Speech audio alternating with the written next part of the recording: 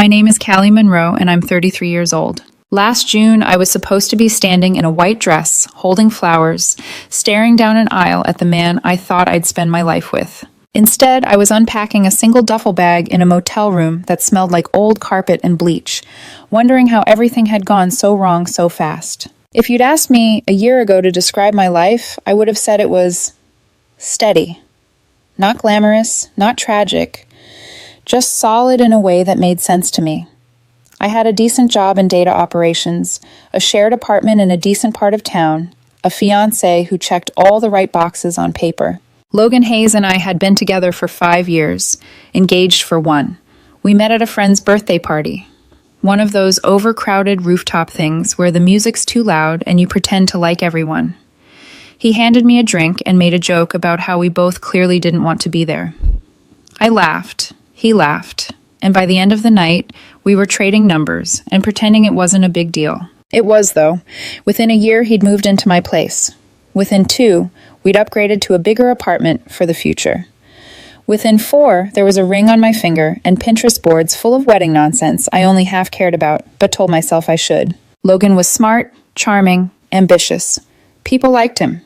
He worked in project management at a tech company, always talking about launches and deadlines and team drinks. He could light up a room without trying. Standing next to him, I felt chosen, wanted. Like maybe I really was the stable one he said he needed.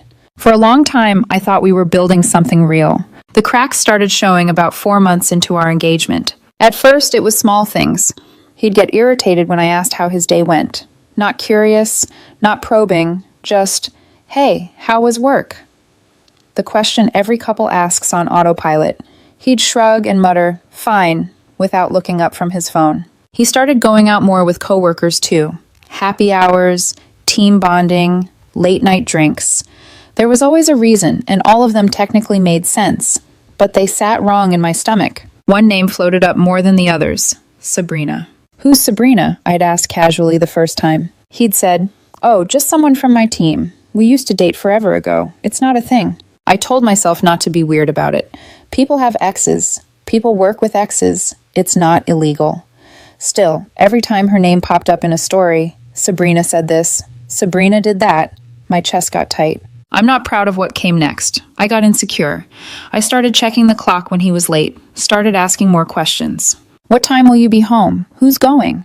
Is it just your team or other departments too? I could hear myself turning into that girl, the clingy one. The one whose name you roll your eyes about over drinks. But something in my gut was screaming that things weren't right, and instead of listening to that voice, I turned it inward and labeled it paranoia. Looking back, I know I wasn't trying to control him. I was trying to hold together something that was already coming apart. I suggested date nights. He canceled last minute. I planned a weekend trip to a nearby cabin, just the 2 of us, no phones, no work. He forgot he'd already agreed to help a friend move. I picked up his favorite takeout one random Tuesday, candles lit, table set, trying to recreate the way we used to be when just eating together felt like enough. He barely glanced at the food when he walked in, said he wasn't hungry, and went straight to the bedroom to answer emails. Every attempt I made to connect was met with a wall of indifference that grew thicker every week. The explosion happened on a Wednesday night in March. I'd gotten home from work around 6. The apartment was quiet, and the silence felt heavier than usual. I made dinner, pasta, garlic bread, salad, something simple but warm. I set 2 plates. The clock ticked past 7, then 8. No Logan. By 9, the food was cold. I reheated my plate, ate alone, tried not to stare at the empty chair across from me, like it had personally insulted me.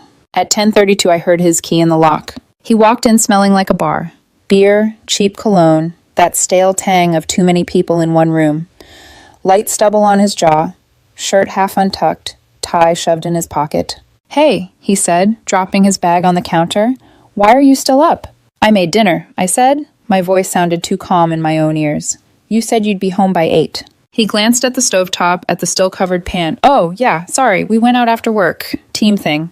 "With who?" I asked. He rolled his eyes. "With my team, Callie. The same people I always go out with." "You could have texted," I said, "just to let me know you weren't coming. I was waiting." "I'm an adult," he shot back. "I don't need to check in every hour." I didn't ask for every hour. I asked for a text when plans changed, I said. That's basic respect, Logan, not surveillance. He snorted. Here we go. My fingers curled around the edge of the counter. Here we go what? You, he said, flicking his hand toward me, hovering, questioning, picking apart every move I make. It's exhausting, Callie. I'm not picking apart everything, I said, heat rising in my cheeks. I'm asking where you are when you disappear for hours without a word. I'm trying to understand why you'd rather drink with coworkers than spend time with your fiancé. Because my coworkers don't interrogate me the second I walk through the door, he snapped. The word interrogate hit me like a slap. I'm not interrogating you, I said quietly.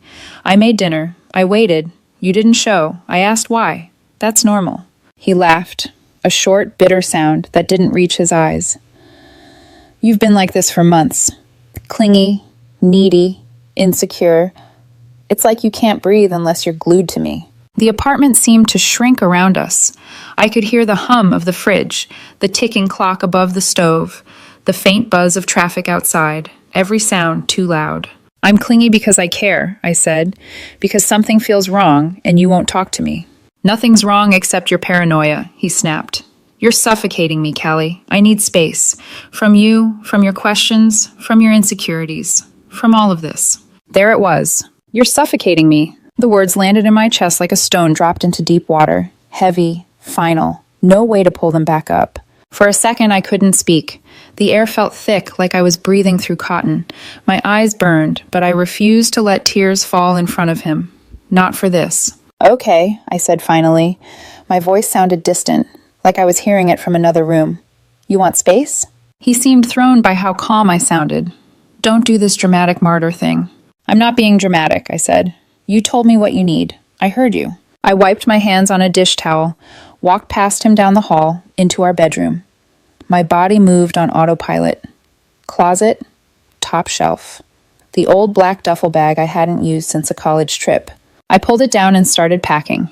Jeans, shirts, underwear, toiletries, laptop, charger, wallet, essentials only. I waited for him to follow me, to backtrack, to say he didn't mean it, to say he was just angry and tired and could we please talk about this in the morning.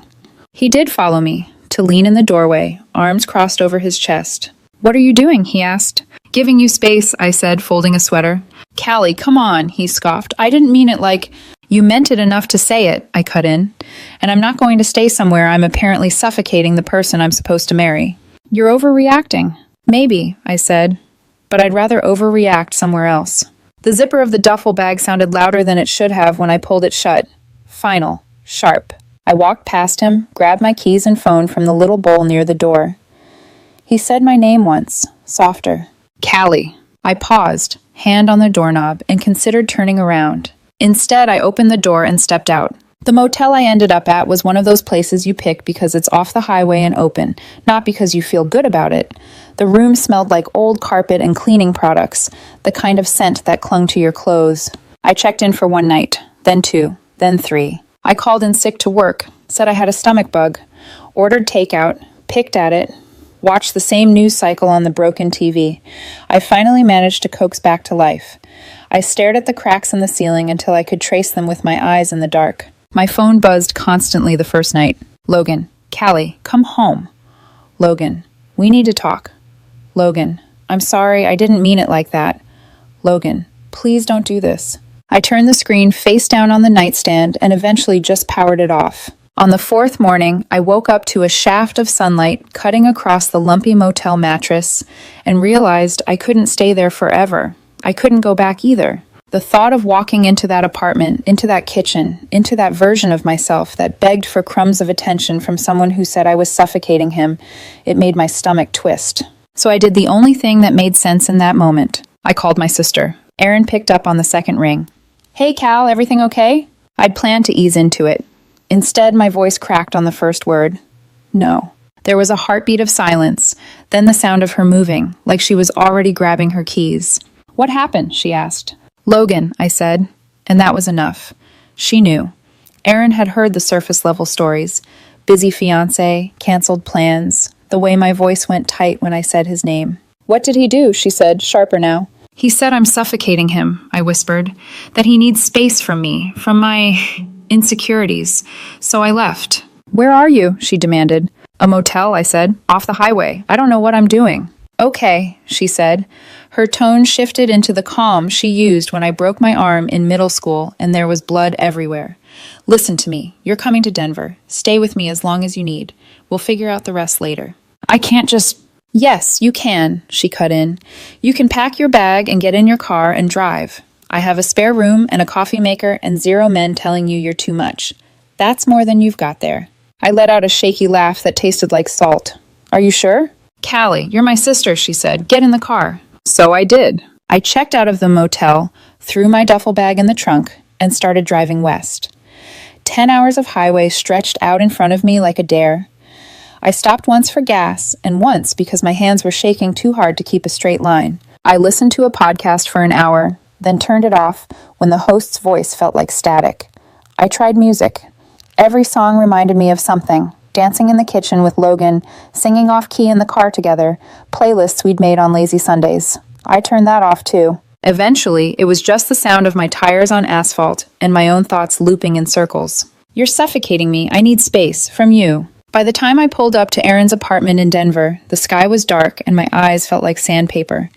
She was waiting outside in leggings and a hoodie, arms wrapped around herself against the chill. She didn't ask questions right away. She just wrapped me in a hug so tight it finally cracked something open in my chest, and I sobbed into her shoulder like I was 23 again, not 33. Inside, she shoved a mug of tea into my hands and pointed to the couch. Sit, she said. You can tell me what happened, or you can just stare at the wall. Either way, you're not going back there tonight. I stayed. 2 days later, I started looking for jobs. I updated my resume at Erin's kitchen table, eyes still swollen, heart still raw. I sent out applications like messages in bottles. Within a week, a remote data analysis position emailed me back. Then another. I interviewed in Erin's guest room with my blazer just off camera over sweatpants. 2 weeks later, I had an offer. A month after that, I signed a 6-month lease on a tiny studio apartment near downtown. I moved in with the same duffel bag I'd carried out of Logan's place, plus a few things I'd ordered online, cheap plates, a desk, a coffee maker, a mattress that came vacuum sealed in a box. The apartment was small, but it was mine. No shared closet, no passive-aggressive sighs when I asked about someone's day, no tension hanging in the air like fog. I didn't contact Logan. I didn't respond to his messages when my phone finally flickered back on. The texts came less often, then stopped altogether. Life settled into a rhythm. Work, dishes, sleep, repeat. I wasn't happy, exactly, but I wasn't drowning anymore either. I told myself that was enough. I told myself the story ended the night I walked out with my duffel bag. I had no idea it was only the first chapter. 3 months later, I almost believed myself. By then, the studio had stopped feeling like a temporary shelter and started feeling like, not home exactly, but something close enough. My routines had grown roots. Wake up at 6, lace up my running shoes, take the same path along the river while the city yawned itself awake. Running wasn't my thing before Denver. I used to joke that I only ran if something was chasing me or if the ice cream truck turned the corner too fast. But after everything with Logan, my body needed something it could do without asking permission. Put one foot in front of the other. Breathe in, breathe out. Pain that made sense. That Saturday in late June, the air was already warm at 7 a.m.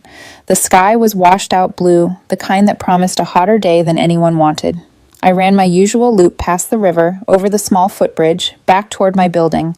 Sweat clung to the back of my neck, my ponytail damp. For 40 minutes, all I thought about was the rhythm of my feet on the concrete and the sound of my breath. No wedding that didn't happen. No man who said I was suffocating. By the time I turned onto my street, my mind was blissfully blank, which is probably why it took me a full 5 seconds to process the figure standing on the sidewalk outside my building. At first, he was just a shape, tall, still, leaning awkwardly near the entrance. Then he shifted, and the sun caught his profile. My heart stuttered. Logan. He looked different, thinner.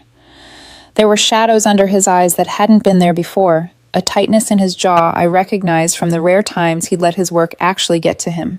He wore jeans and a faded t-shirt I used to sleep in, the hem stretched, collar a little warped. And in his hands, pressed against his chest like an offering, were 2 small white sticks. I slowed to a walk because my legs suddenly didn't remember how to run. My brain took in the details out of order, his face, the way his fingers gripped the plastic, the faint pink lines on the tests. For a stupid, dizzy second, my thoughts misfired. I haven't felt sick. There's no way. We haven't even... Then my mind caught up with the math. We hadn't seen each other in 3 months. The tests were positive. Whatever this was, it wasn't mine. Callie, he said as I got closer. Hearing my name in his voice after so long was like pressing on a bruise I'd convinced myself had healed. I kept a few feet between us. The early morning quiet wrapped around us, broken only by the distant hiss of a bus and a dog barking somewhere down the block. "What are you doing here?" I asked. My voice sounded smaller than I wanted. He glanced down at his hands, then back up at me. "I needed to see you." My gaze dropped to the sticks. 2 cheap plastic tests, identical except for the faintly different brand logos, both with 2 clear lines, unmistakable even from a distance. "You couldn't send an email?" I asked. The sarcasm came out automatically, a last-minute attempt at armor. "This isn't an email conversation," he said. I looked at him, really looked. The dark circles, the weight loss, the almost panicked way he was watching my face like he was terrified of what he'd see there. "Are those real?" I asked. He nodded once. "Yeah." "How far along?" I forced out. The question tasted like rust. "About 10 weeks, he said. 10 weeks? My brain did the calculation faster than I wanted it to.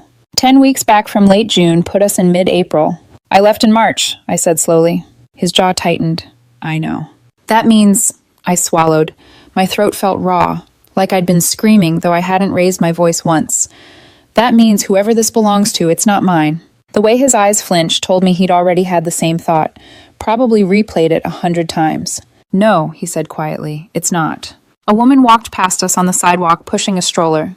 She gave us a quick glance, the sweat-soaked runner and the man holding pregnancy tests like an apology, and then quickly looked away, speeding up. I wrapped my arms around myself, suddenly aware of how exposed I felt in my tank top and running shorts. "So whose is it?" I asked. He hesitated just a fraction of a second too long. "Logan," I said. "Whose?" His fingers tightened around the plastic until his knuckles blanched.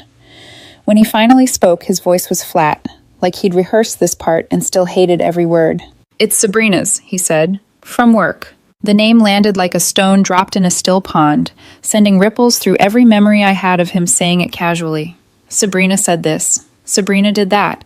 Sabrina thinks it's funny when... "Your coworker Sabrina," I said. "The one you used to date forever ago? That Sabrina?" He winced. "Yeah."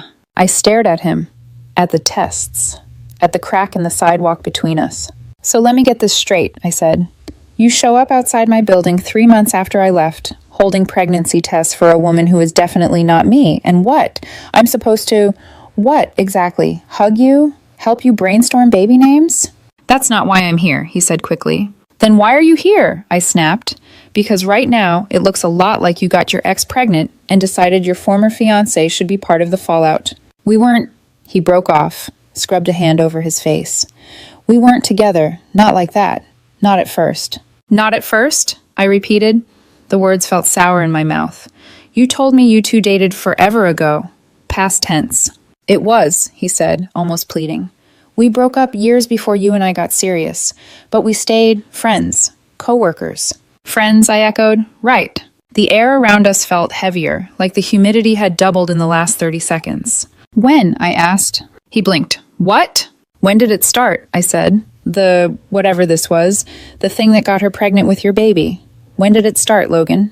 He looked away toward the river, like the answer might be written on the horizon. When he finally spoke, he stared at the ground. "January," he said. Everything in me went very, very still. "January," I repeated. "Callie." "So for 2 months before our big fight," I said, my voice shaking now, while I was losing sleep and Googling how to tell if you're too clingy and apologizing for asking why you were late, you were sleeping with your ex. "It wasn't like that," he said. "I was..." "Drunk?" I cut in. "Upset? Confused? You tripped and fell and your clothes fell off by accident? Pick one, Logan. I've heard them all." His face twisted. "We went out after work one night. I was upset you left." "I left in March," I snapped. "You just told me it started in January." He opened his mouth, closed it. The silence between us roared. "How many times?" I asked. He shook his head. "Does that matter?" "Yes," I said, "it does. How many times did you sleep with her while you were still engaged to me?" He swallowed hard.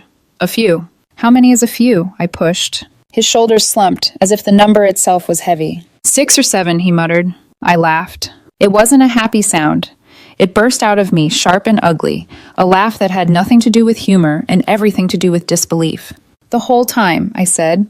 The whole time I thought I was going crazy, asking too many questions, suffocating you. You were actually cheating on me, and you let me stand there in that kitchen and apologize for being insecure. I know, he said, his voice cracking. I know I was wrong. I know I hurt you. I hate myself for it. Well, that makes one of us, I said, because I spent months hating me. We stood there in the early morning heat, my sweat cooling uncomfortably on my skin, his guilt hanging between us like smoke. Where is she? I asked. Sabrina, where is she in all this? He let out a humorless huff of air. We're not together. Not really. Does she know you're here? I asked. Yes, he said. She knows. I told her I had to talk to you. And what does she want? I asked. Child support? You to step up? For me to pat you on the head and say you're doing the right thing? He flinched. She wants me to handle it, he said bitterly. Those were her words. Handle it, I repeated, another hollow laugh bubbling up. That's a really interesting phrase for deal with the consequences of my choices. I came because you deserve to know, he said. You deserve the truth. I owed you that much. You owed me the truth in January, I shot back. You owed me honesty when you started pulling away, not when there's a heartbeat on a screen and suddenly the lies aren't sustainable anymore. His eyes went glassy. For a second, I almost saw the man I thought I was going to marry, not the stranger in front of me with someone else's child growing 1,000 miles away. What do you want from me, Logan? I asked softly. Really? He opened his mouth, closed it, then finally forced out, I don't know, maybe for you not to hate me, for you to understand that I was messed up and scared and I handled it all wrong. I stared at him, at the tests, at the faint tremor in his hands. I can't give you that, I said. Something in his expression shattered. Then what can you give me? He asked. Exactly what you asked for, I said. Space. A tear slipped down his cheek. He swiped it away angrily, like it offended him to be caught crying. I'm sorry, he said, for everything. For how I treated you, for Sabrina, for lying, for making you feel like you were the problem when it was always me. I swallowed hard. Okay. That's it? He asked. Just okay? What else do you want me to say? I asked. That this doesn't matter? It does. It just doesn't change the fact that I walked away in March, and it turns out I was right to. He nodded slowly, as if each movement hurt. He turned to go, then stopped and looked back at me, eyes red. For what it's worth, he said quietly, you weren't suffocating me. My throat tightened. I was drowning in my own guilt, he continued, in the secrets, in everything I was doing behind your back. It was easier to call you suffocating than admit I was the one poisoning what we had. The words hit me harder than the original accusation ever did. For months, I had replayed that night in my head, picking apart every sentence, every glance, looking for the point where I became too much. And now, standing on the sidewalk outside my building with 2 positive pregnancy tests between us, he was telling me the truth I'd begged for when it still mattered. It didn't feel satisfying, it just felt empty. When did you realize that? I asked. That it wasn't me? He gave a broken half smile, about 2 seconds after you walked out with that duffel bag. Too bad it took 10 weeks and someone else's baby for you to say it out loud, I said. He nodded, as if he agreed.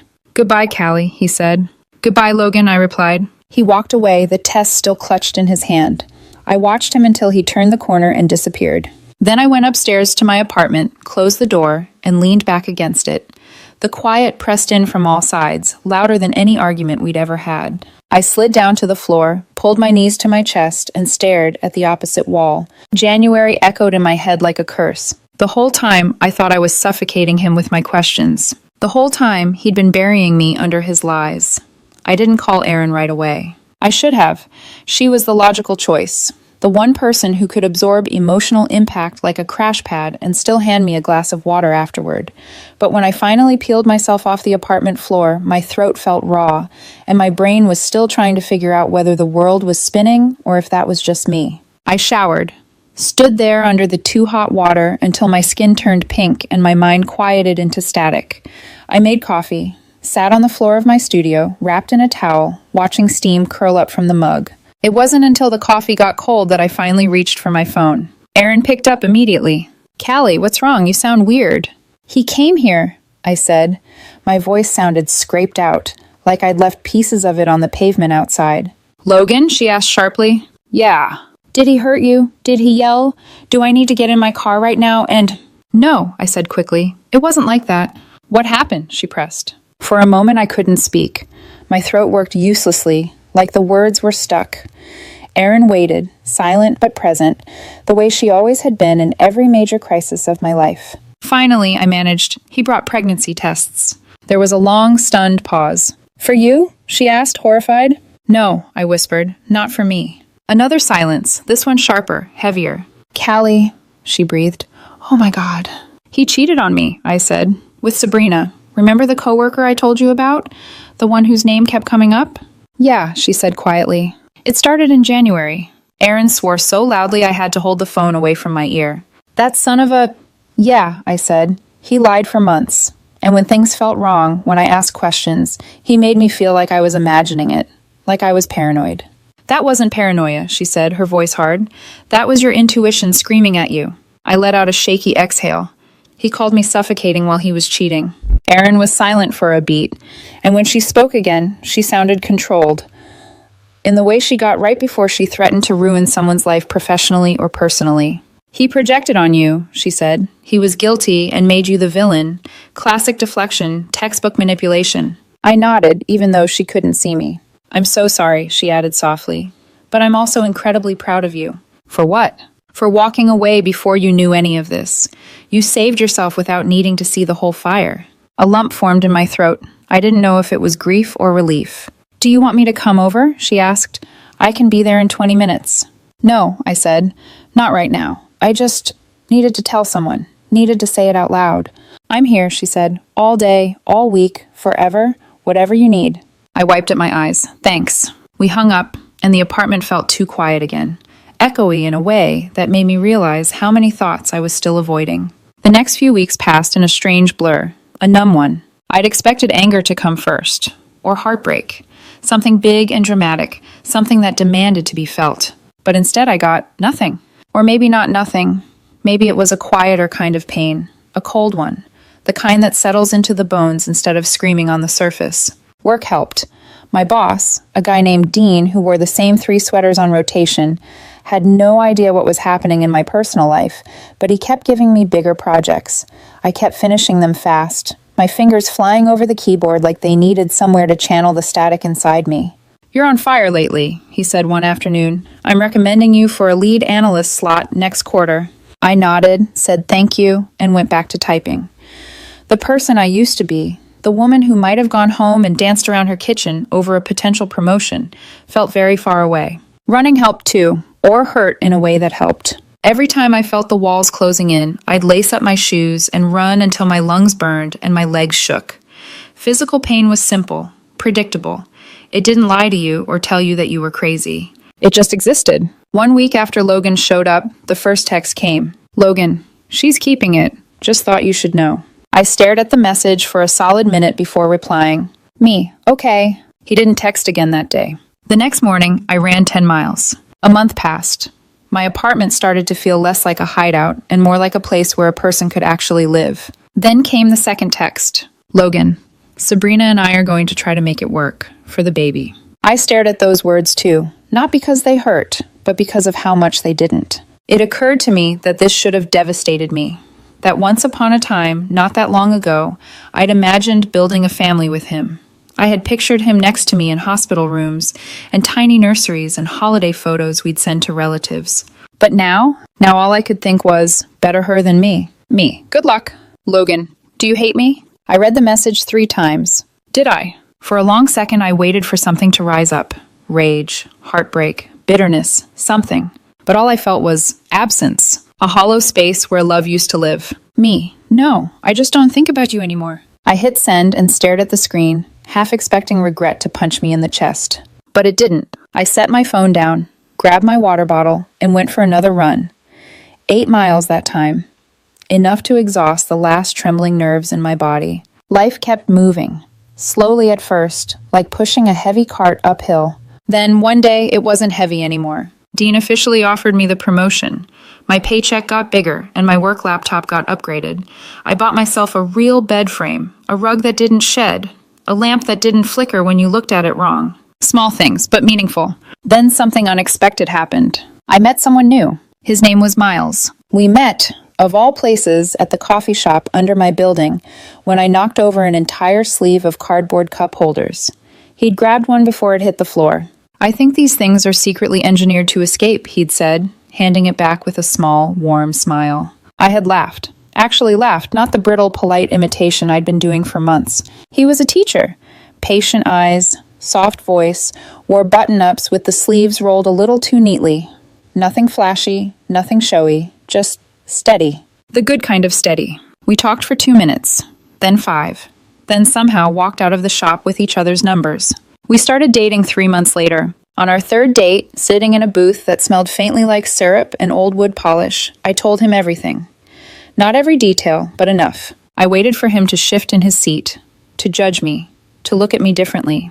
He didn't. Instead, he reached for my hand and said, "Everyone has a past. What matters is who you choose to be now." Something in my chest loosened. Something that had been tight since January. Weeks passed, then months. My life slowly rearranged itself into something fuller, warmer, more grounded. Erin asked me once if I regretted how things ended with Logan. I told her the truth. No, I'd said.